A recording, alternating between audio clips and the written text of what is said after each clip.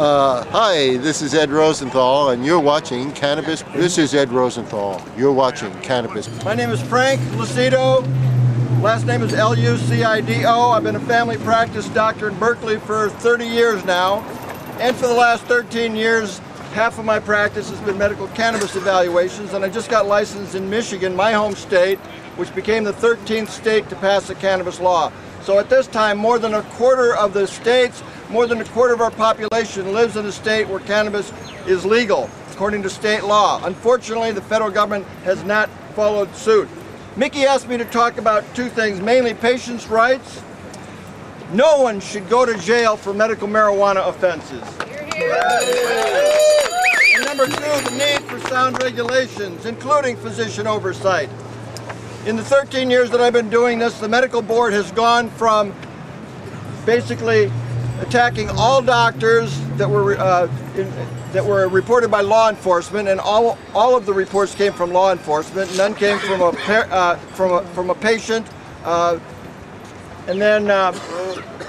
but regulations are important. The medical board finally came up with some regulations after I'd already published mine, which is a blueprint for doctors to make safe, appropriate recommendations. I want you to give one of these to all your doctors, because I want more doctors, individual doctors that are actually not giving up their day jobs to feel comfortable doing this, so that we don't have a need for some of the mills. Thank God the mills are there just because some doctors don't feel like doing it. But if you have a choice, you want to see your own doctor, and I want your own doctor to feel comfortable making safe, appropriate recommendations. As I told the medical board in May, cannabis is a safe and effective medicine. Doctors are protected all the way to the Supreme Court in making appropriate recommendations as long as they don't aid and abet a patient in obtaining the cannabis. I told the medical board, if we treat cannabis like the medicine it is, it will eventually be an over-the-counter medicine for adults. And this could happen one of three ways, I said. And pay attention, almost all these three things have gone a full step forward in coming true. One, it could be an executive order from the president. Well, Obama stopped short of an executive order, but he gave some instructions to law enforcement. Number two, it could be rescheduled from Schedule 1 to 2 or 3. And then insurance companies would lobby to make it an over-the-counter medicine because they'd have to pay for it. And that's come to pass. It hasn't come to pass, but the American Medical Association finally, after years, is recommending rescheduling as of the last few months. Or, I said, more likely, California could vote to tax and regulate like the city of Oakland did in 2004 with Measure Z. And that is going to be on the ballot, thanks to Richard Lee. We're going to have tax and regulate on the ballot, so the people will speak next fall. So again, 2 points I want to reiterate. Patients have a right to this medicine. Nobody should go to jail for medical marijuana offenses. And of course, there's a need for sound regulation, including physician oversight. To this end, I plan to host a monthly series of talks and roundtable discussions with some of the experts that are here for patients and caregivers, as opposed to the industry. And I love Richard Lee and I love what Oaksterdam has done, but the industry is separate from professionals like physicians. I also plan to teach physicians in California and other medical cannabis states my procedures for making safe and appropriate recommendations. My group will be aimlegal.org. AIM Legal stands for Association of Independent Medical Legal Consultants. I would like to see more primary care physicians feel comfortable making safe and appropriate recommendations, especially all those already established in the community and having the respect of their peers. So let your physician know about my article. I'd love to teach them how to feel comfortable doing this. No one should go to jail for medical marijuana. Thank you. Yeah. You know, I've worked for 35 years to legalize marijuana. And I don't really see a differentiation between medical marijuana and people using marijuana. Nobody should go to jail for marijuana. Yeah. Now, having worked with the city government, the state government, and the federal government, here's what I have to say about them. They're all terrorists. They're just terrorists. The police are terrorists, and they have the whole system controlled.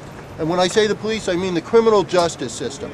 And we cannot count on them. We can't count on the city governments. We can't count on the state governments. We have to put in our own initiatives, write our own laws, because, for instance, the laws in Oakland, they limit it to four dispensaries. Now, I know marijuana is really harmful, but we have 4 dispensaries and 1,000 bars. So, So they closed down his dispensary because it was 1,000 feet from a school, and what did they put in? A bar! A bar! So how about this? How about we have the same laws for alcohol and tobacco that we have for marijuana? Now that would mean also that it would all have to be non-profit. All the bars would have to be non-profit. All the pharmacies would have to be non-profit.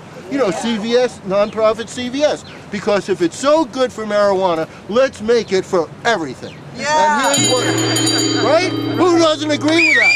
Everybody agrees with that, right? I'm tired of equating marijuana with alcohol. That's what the whole thing. Marijuana should not be equated with alcohol. It should be equated with pharmaceutical drugs. Well, I don't know about that either, because pharmaceutical drugs kill people. You know, I was listening to this one ad for pharmaceutical drugs, and they had about 35 seconds about what the drug did, and then about a minute of warnings. You know, can kill you, blind you, whatever. You know, totally destroy your nervous system. So here's what I think. Don't count on the city and state governments. I like the council people who are here and everything. Don't count on them. Berkeley couldn't put together a zoning ordinance in over 4 years. So the people had to do it. Don't count on Oakland. We had 12 dispensaries, now we have 4. Now, I know that some dispensary owners would prefer it that way, but I think I would rather replace bars with dispensaries. Right? So here's how we're going to go from now on. Don't count on, look at it.